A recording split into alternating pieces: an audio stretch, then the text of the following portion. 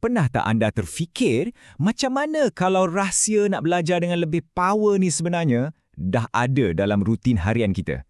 Hari ni, jom kita bedah siasat macam mana gabungan hati, perbuatan dan perkataan boleh ubah terus cara kita serap ilmu. Kita semua pernah laluinya kan? Tak kisahlah dekat universiti ke, sekolah atau masa cuba nak belajar skill baru. Kadang-kadang rasa macam, kenapa sangkut ni? Padahal dah pulun habis dah. Jadi, apa sebenarnya kunci untuk buka potensi belajar kita ni? Yang menariknya, jawapan dia tu bukanlah satu teknik hafal yang rumit atau guna aplikasi canggih. Tak, sebaliknya, ia datang dari sesuatu yang sangat dekat dengan kita. Satu pendekatan yang ajar kita, belajar ni bukan setakat pasal otak je, tapi kena gabungkan sekali hati, badan dan mulut kita. Okey, jom kita kenal dengan kerangka QFQ. Nama dia mungkin bunyi macam teknikal sikit, tapi konsep dia, percayalah, sangat-sangat asas. Ia diilhamkan daripada 3 rukun penting dalam solat. Kenapa solat? Sebab ia contoh terbaik macam mana niat dalam hati atau qalbi, gerak-gerik fizikal atau fi'li dan apa yang kita sebut atau qauli bergabung untuk dapat penghayatan yang mendalam. Prinsip inilah yang kita nak pakai dalam belajar. Kerangka ni ada 3 tiang utama. Pertama, qalbi yang merujuk kepada hati, niat kita, mindset kita. Kedua, fi'li iaitu perbuatan, usaha fizikal yang kita buat.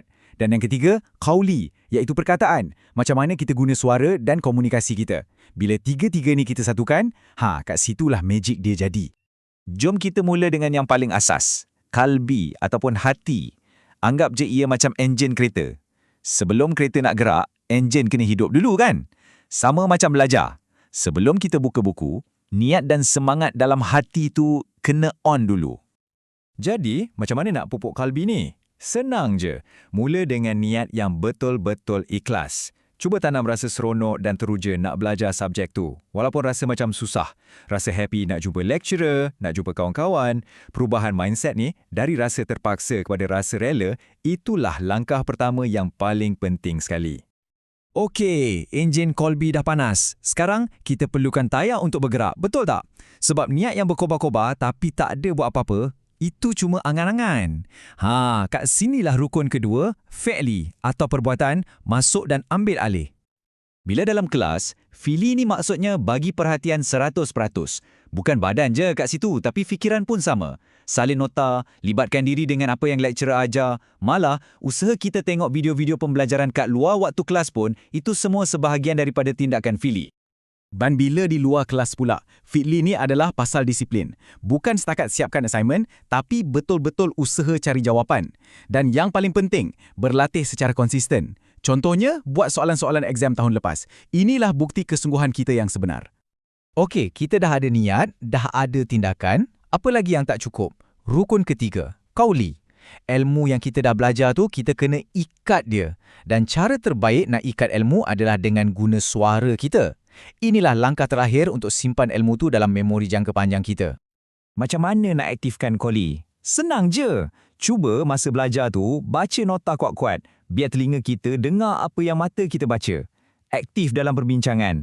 Cuba terangkan idea pada kawan-kawan dan jangan takut nak jawab soalan dalam kelas. Setiap kali kita terangkan sesuatu pada orang lain, sebenarnya kita tengah terangkan benda tu pada diri kita sekali lagi. Jadi, inilah rahsianya. Qalbi, fi'li dan qauli ni bukan 3 benda yang asing-asing, tapi satu kitaran yang saling melengkapi. Hati yang berniat atau qalbi akan tolak kita untuk bertindak atau fi'li, dan tindakan tu akan jadi lagi kuat bila kita sebutkan atau qauli.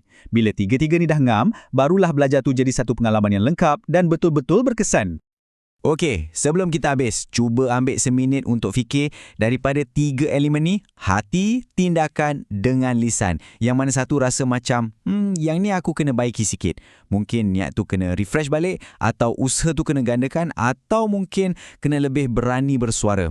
Cuba kenal pasti satu je benda kecil yang anda boleh ubah hari ni, sebab itu dah jadi langkah pertama untuk jadi pelajar yang luar biasa.